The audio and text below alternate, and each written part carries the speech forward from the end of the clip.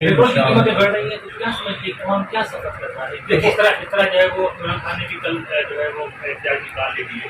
तो और जमातें भी इस तरह जो है एहतियात में शरीक होंगी। आपका क्या लाया होगा? देखिए हमारा लाएमल है कि सिर्फ ये बात एहतजाज से नहीं है, इसके ऊपर अमली लाएमल बनाया जाए। अगर इंडिया ये कह सकता है, और इंडिया ने बहुत बड़ा बयान दिया है कि अगर हमारी मईशत काबू में ना आई तो हम रशिया और ईरान से तेल ले सकते हैं, तो हमारे लोगों को क्या प्रॉब्लम है कि वो किसी भी मुल्क जहाँ से उनको आसानी से चीज़ें मिलती हों वो अमेरिका की खुशनुदी छोड़ने की बजाय, देखने की बजाय, और IMF की खुशनुदी को हासिल करने की बजाय, अभी मिफ्ता इस्माइल साहब का बयान था कि हमसे IMF खुश नहीं है, तो भाई आपसे तो कौम खुश नहीं है, IMF कैसे खुश हो? आपने अपनी कौम को तबाह करके IMF को खुश करने की कोशिश की, लेकिन ये कुरान का फैसला है, कभी भी ये तुमसे खुश नहीं हो सकते जब तक तुम इनके दीन पर ना आ जाओ। हमारा ये है कि हम इसके ऊपर अमली बनाया जाए,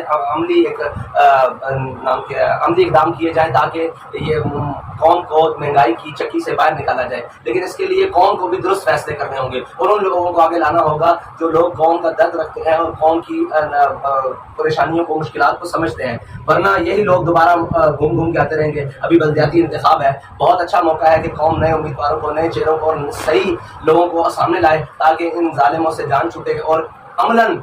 इस जो महंगाई है और जो ये निज़ाम बातिल है इसके खिलाफ जद्दोजहद हो सके।